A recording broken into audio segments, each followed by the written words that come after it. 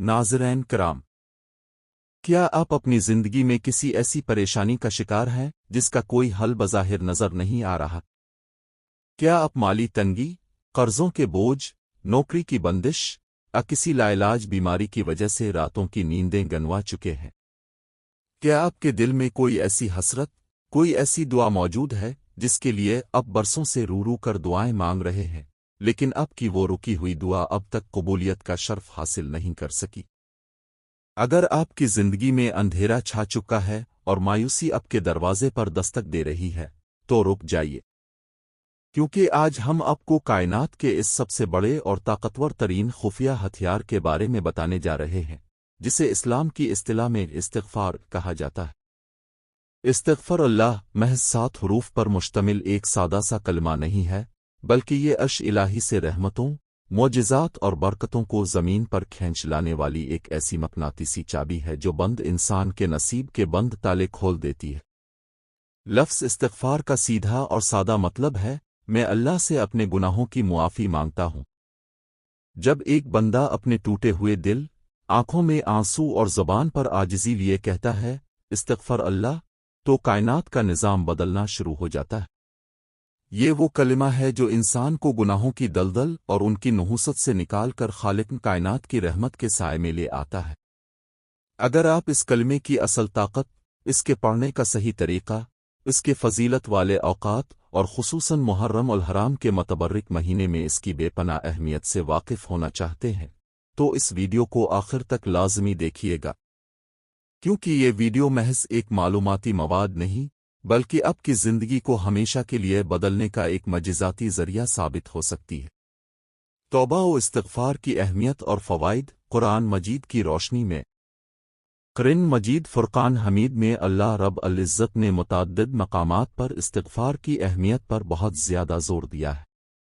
ये एक ऐसा अमल है जिसका हुक्म अल्लाह ताला ने अपने बंदों को न सिर्फ गुनाहों की मुआफ़ी के लिए दिया, बल्कि दुनियावी ज़िंदगी को जन्नत नज़ीर बनाने के लिए भी इसको लाज़मी करार दिया है। कुरान पाक की रूह से इस्तिग़फ़ार के दर्ज ज़ैल 4 बड़े रूहानी और दुनियावी फ़वाइद हासिल होते हैं। एक, इलाही अज़ाब से मुस्तक़िल तहफ़्फ़ुज़ और नजात। इंसान ख़ता का पतला है, वो सुबह व शाम अनजाने में नादानिस्ता तौर पर लातादाद गलतियाँ और गुनाह कर बैठता है। इन गुनाहों की वजह से इंसान की ज़िंदगी पर मसाइब, बलाएं और अज़ाब मुसल्लत होते हैं। लेकिन कुरान मजीद में अल्लाह पाक ने अज़ाब से बचने की एक बहुत बड़ी ज़मानत अता फरमाई है। सूरत अल-अनफ़ाल की आयत नंबर 33 में इरशान बारी ताला है, और अल्लाह की ये शान नहीं कि उन्हें अज़ाब दे दरा हालिक का ए हबीब, आप इनमें मौजूद हों, और अल्लाह उन्हें अज़ाब देने वाला नहीं इस हालत में कि वो इस्तिग़फ़ार कर रहे हों। इस इत्न करीमा से मालूम होता है कि जब तक ज़मीन पर कोई भी बंदा सच्चे दिल से इस्तिग़फ़ार करता रहता है, अल्लाह ताला इस बस्ती, इस घर और इस इंसान पर से आने वाली आफ़तों, बलाओं और अज़ाबों को दूर फरमा देता है। इस्तिग़फ़ार इंसान के लिए एक ऐसी हिफाजती ढाल है जो उसे हर नागहानी आफ़त से महफूज रखती है। 2, रिज़्क़, दौलत, बारिश और औलाद में मजिज़ाती बरकत। अगर आप माशी तंगी का शिकार हैं, कारोबार ठप हो चुका है, आप औलाद की नेमत से महरूम हैं, तो कुरान मजीद की सूरा नूह आपके लिए एक मुकम्मल नुस्खा कीमिया है। हज़रत नूह अलैहिस्सलाम ने जब अपनी कौम को अल्लाह की तरफ बुलाया, तो उन्होंने अपनी कौम को दुनियावी खुशहाली का जो रास्ता बताया, इसे कुरान ने सूरत नूह की आयत 10 से 12 में यूं महफूज फरमाया है कि अपने रब से मुआफ़ी मांगो, बेशक वो बहुत बख्शने वाला है। वो तुम पर आसमान से खूब बारिशें बरसाएगा, और माल और बेटों से तुम्हारी मदद करेगा, और तुम्हारे लिए बागात बनाएगा, और तुम्हारे लिए नहरें जारी कर देगा। सुबहान अल्लाह। इस आयत पर गौर कीजिए। अल्लाह ताला ने इस्तिग़फ़ार करने वालों के लिए 5 बड़े मजिज़ाती इनामात का वदा फरमाया है। पहला इनाम, आसमान से रहमत की बारिशों का नुज़ूल, जो कहत साली को ख़त्म करती हैं। दूसरा इनाम, माल व दौलत में बेपनाह इज़ाफ़ा और बरकत। तीसरा इनाम, बेटों और नेक औलाद की नेमत से नवाजा जाना। चौथा इनाम, ज़मीन की शादाबी और खूबसूरत बागात का मलना। पांचवां इनाम, जिंदगी में रिज़्क़ के ऐसे चश्मे और नहरें जारी होना जो कभी ख़त्म ना हो। 3 یہ اللہ کی بے پناہ رحمت اور مغفرت کا حصول۔ اللہ رب العزت کی ذات غفور یعنی بہت زیادہ بخشنے والی اور رحیم یعنی نہایت رحم کرنے والی ہے۔ انسان جتنا بھی گناہگار کیوں نہ ہو، جب وہ سچی توبہ کے ساتھ اللہ کے حضور جھکتا ہے تو اللہ اس کے تمام گناہوں کو مٹا دیتا ہے۔ سورۃ النساء کی آیت نمبر 110 میں اللہ پاک کا فرمان ہے، اور جو کوئی برا کام کرے اپنی جان پر ظلم کرے پھر اللہ سے بخشش مانگے تو وہ اللہ کو بہت بخشنے والا نہایت مہربان پائے گا۔ یہ آیت مایوس دلوں کے لیے امید کی ایک کرن ہے۔ اب سے کتنی ہی بڑی غلطی کیوں نہ ہوئی ہو، اب کا رب اب کا منتظر ہے، بس ایک بار سچے دل سے استغفار کر کے دیکھیے۔ 4 دنیا و آخرت میں حقیقی کامیابی کی کنجی۔ استغفار انسان کو تکبر کی بیماری سے بچاتا ہے اور اس کے اندر عاجزی پیدا کرتا ہے۔ جو انسان اپنی غلطیوں کا اعتراف کر کے اللہ کے سامنے روتا ہے، اللہ اسے فلاح یافتہ لوگوں میں شامل کر دیتا ہے۔ سورۃ النور کی آیت نمبر 31 میں ارشاد ہے، اور تم سب اللہ کے حضور توبہ کرو اے ایمان وال، تاکہ تم فلاح پاؤ۔ استغفار کے فضائل اور برکات۔ احاس مبارکہ کی روشنی میں قرآن پاک کے ساتھ ساتھ احاس مبارکہ میں بھی استغفار کی بے شمار برکات، فضائل اور اس کے انسانی زندگی پر اثرات کا تفصیلی ذکر ملتا ہے۔ نبی کریم کے ارشادات ہمیں بتاتے ہیں کہ استغفار کس طرح ہماری دنیاوی اور اخروی زندگی کو سنوار سکتا ہے۔ 1 پریشانیوں، غموں اور ذہنی دباؤ سے مستقل نجات۔ آج کے دور کا سب سے بڑا مسئلہ ذہنی الجھنیں، ڈپریشن، بے سکونی اور خاندانی پریشانیاں ہیں۔ انسان ہر وقت ایک نامعلوم خوف اور اضطراب میں مبتلا رہتا ہے۔ اس کا سب سے بہترین اور نبوی علاج استغفار کی کثرت ہے۔ حضرت عبداللہ بن عباس رضی اللہ عنہ سے روایت ہے کہ رسول اللہ نے فرمایا، جو شخص کثرت سے استغفار کرتا ہے یعنی بخشش مانگتا ہے، اللہ تعالیٰ اس کی ہر تنگی سے نجات، ہر پریشانی سے کشادگی کا راستہ پیدا فرماتا ہے اور اسے ایسی جگہ سے رزق عطا فرماتا ہے جہاں سے اسے گمان بھی نہیں ہوتا۔ سنن ابو داؤد۔ اس حدیث مبارکہ سے واضح ہوتا ہے کہ جو انسان استغفار کو اپنی زبان کا معمول بنا لیتا ہے، اس کی زندگی سے مایوسی اور ذہنی دباؤ ختم ہو جاتا ہے، اور اللہ تعالیٰ غیب کے ایسے دروازے کھولتا ہے جن کا انسان تصور بھی نہیں کر سکتا۔ 2 دل کا سکون اور گناہوں کی نحوست سے پاکیزگی۔ جب انسان کوئی گناہ کرتا ہے تو اس کے دل پر ایک سیاہ نقطہ لگ جاتا ہے۔ کثرت سے گناہ کرنے سے پورا دل سیاہ ہو جاتا ہے، جس کی وجہ سے انسان کو بے سکونی کا سامنا کرنا پڑتا ہے اور اس کی دعائیں رک جاتی ہیں۔ توبہ اور استغفار انسان کے دل سے گناہوں کا وہ سارا بوجھ اور زنگ ہٹا دیتے ہیں، جس سے دل پرسکون ہو جاتا ہے اور انسان کو ایک روحانی لذت محسوس ہونے لگتی ہے۔ 3 محفلوں کی لاشعوری غلطیوں کا کفارہ۔ ہم روزمرہ زندگی میں دوستوں، رشتہ داروں محفلوں میں بیٹھتے ہیں جہاں لاشعوری طور پر ہماری زبان سے بہت سی غلط باتیں، غیبت فضول گفتگو نکل جاتی ہے۔ اسلام نے اس کا بہترین حل بھی استغفار کو قرار دیا ہے۔ مجلس سے اٹھتے وقت استغفار پڑھنے سے اس محفل میں ہونے والے تمام صغیرہ گناہوں کا کفارہ ادا ہو جاتا ہے اور انسان پاک صاف ہو کر اٹھتا ہے۔ رسول اللہ اور صحابہ کرام کا اسوہ اور طریقہ کار۔ جب ہم استغفار کی بات کرتے ہیں تو ہمارے لیے سب سے بہترین نمونہ رسول اللہ اور ان کے جلیل القدر صحابہ کرام رضی اللہ عنہم کی مبارک زندگیاں۔ 1 نبی کریم کا کثرت سے استغفار کرنا۔ نبی کریم معصوم عن الخطا تھے، یعنی اب سے گناہ کا سرزد ہونا ممکن ہی نہیں تھا، اور اب کے اگلے پچھلے تمام گناہ پہلے ہی معاف تھے۔ اس کے باوجود اب کثرت سے توبہ و استغفار فرمایا کرتے تھے تاکہ اپنی امت کو اس کی اہمیت سکھا سکیں۔ حضرت ابو ہریرہ رضی اللہ عنہ سے روایت ہے کہ رسول اللہ صاحب نے فرمایا، اللہ کی قسم، میں دن میں 70 سے زائد مرتبہ اللہ سے بخشش مانگتا ہوں اور توبہ کرتا ہوں۔ صحیح بخاری۔ ایک اور روایت کے مطابق رسول اللہ کا معمول تھا کہ اب دن میں کم از کم 100 مرتبہ استغفر اللہ ربی من کل ذنب و اتوب الیہ کا ورد فرمایا کرتے تھے۔ جب کائنات کی سب سے مقدس ہستی دن میں 100 بار استغفار کرتی تھی تو ہم جیسے گناہگاروں کو کس قدر کثرت سے استغفار کرنے کی ضرورت ہے، اس کا اندازہ اب خود لگا سکتے ہیں۔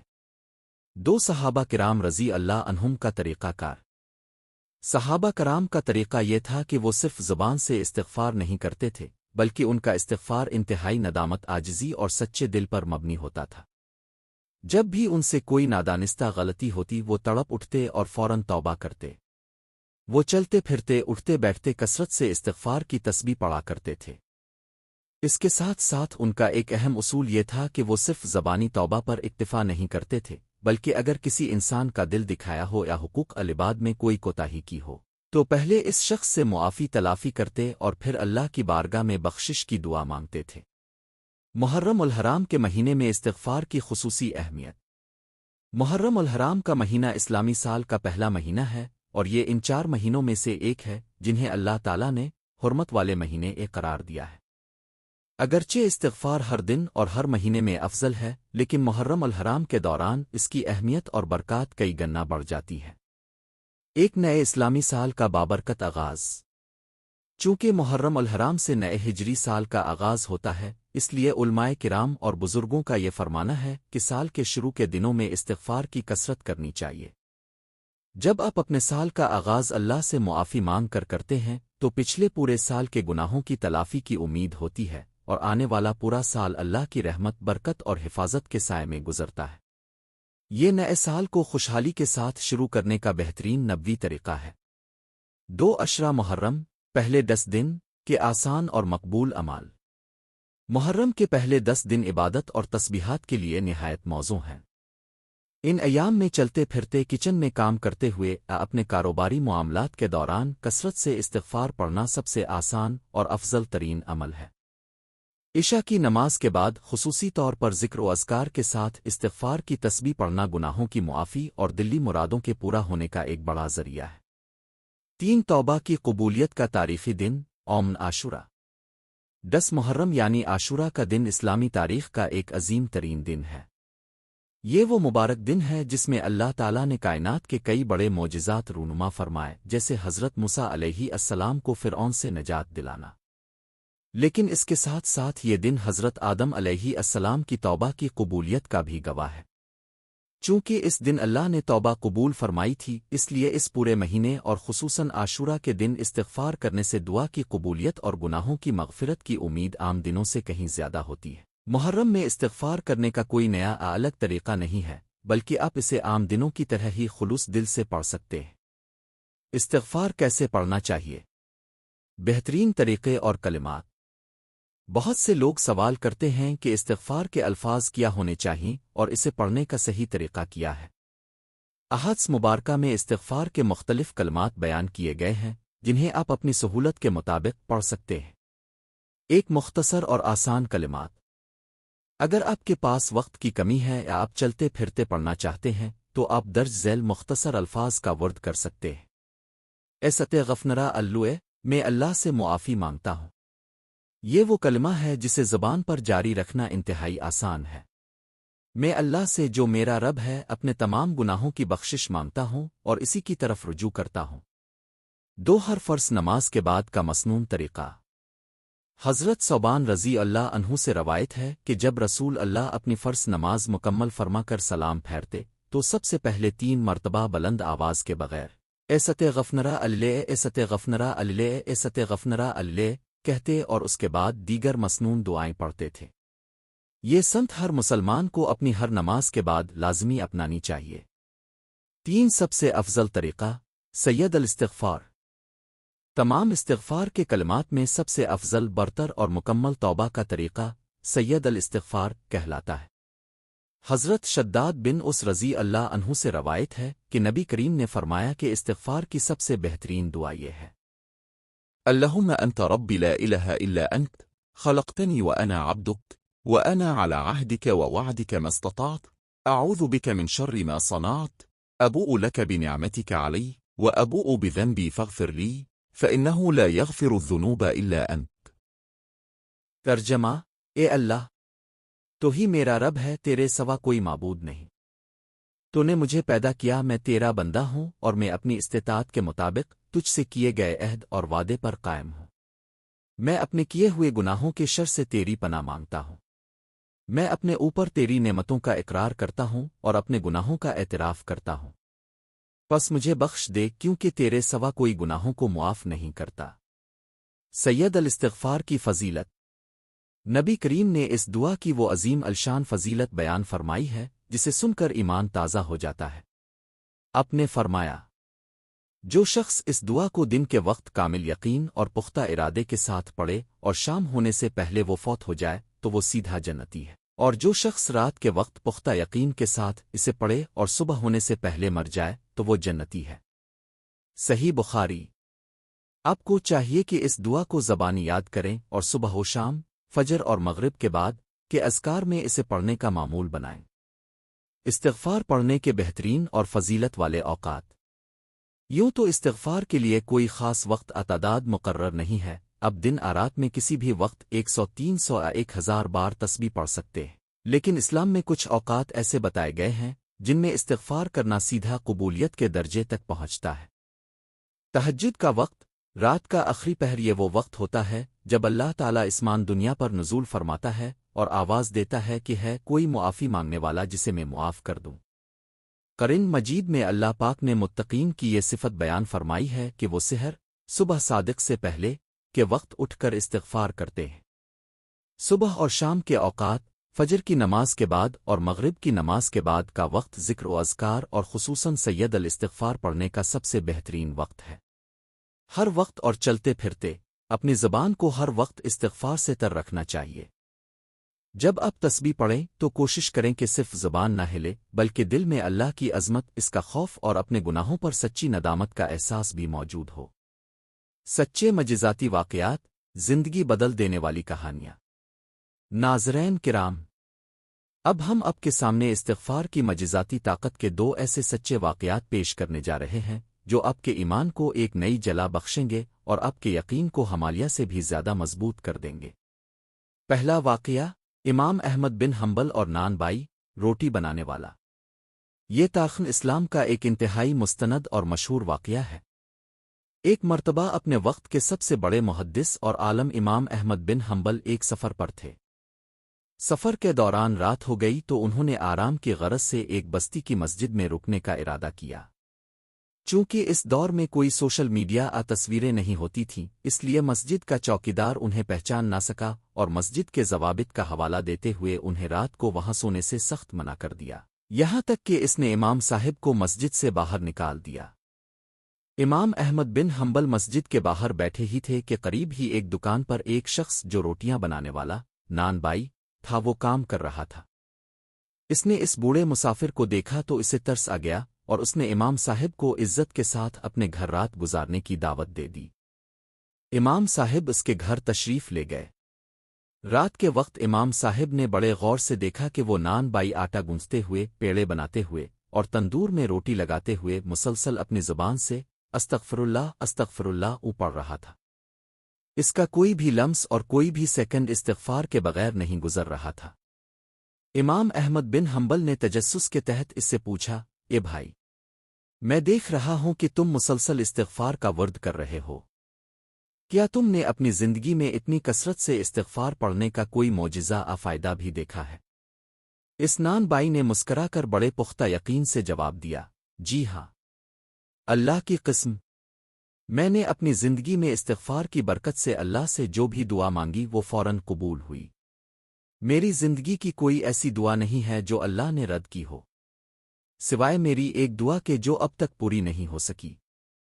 امام صاحب نے حیران ہو کر پوچھا، وہ کون سی ایسی دعا ہے جو اب تک قبول نہیں ہوئی؟ اس شخص نے جواب دیا، میری دلی حسرت اور سب سے بڑی دعا یہ ہے کہ میری ملاقات اس دور کے سب سے بڑے محدث اور الہی عالم امام احمد بن حنبل سے ہو جائے، لیکن میں ایک غریب دکاندار ہوں، نہ میں ان کے پاس جا سکتا ہوں اور نہ اب تک میری یہ دعا پوری ہو سکی ہے۔ یہ سننا تھا کہ امام احمد بن حنبل کی آنکھوں میں آنسو آ گئے، ان کا جسم کانپنے لگا اور انہوں نے فرمایا، اے بھائی، مبارک ہو، تمہاری وہ آخری دعا بھی قبول ہو چکی ہے۔ اللہ کی قسم، تمہارا یہ استغفار ہی تھا جس نے احمد بن حنبل کو مسجد سے باہر نکلوا دیا اور اسے پاؤں سے گھسیٹ کر تمہارے اس غریب خانے کے دروازے تک لے آیا۔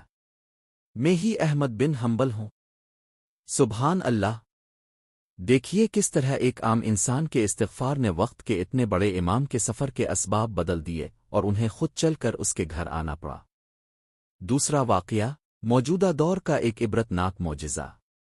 آج کے اس جدید دور میں بھی استغفار کے معجزات اسی طرح رونما ہوتے ہیں جیسے صدیوں پہلے ہوا کرتے تھے۔ یوٹیوب اور سوشل میڈیا پر ایک شخص نے اپنا سچا واقعہ شیئر کرتے ہوئے بتایا کہ وہ ایک وقت میں کروڑوں روپے کے قرض تلے دب چکے تھے۔ ان کا چمکتا ہوا کاروبار اچانک ختم ہو گیا، فیکٹریاں بند ہو گئیں اور حالات اس حد تک خراب ہو گئے کہ قرض خواہ روزانہ ان کے گھر کے دروازے پر آ کر انہیں اور ان کے خاندان کو بے عزت کرتے تھے۔ وہ ذہنی طور پر بالکل مفلوج ہو چکے تھے اور ڈپریشن کی وجہ سے خودکشی کے دہانے پر پہنچ گئے تھے۔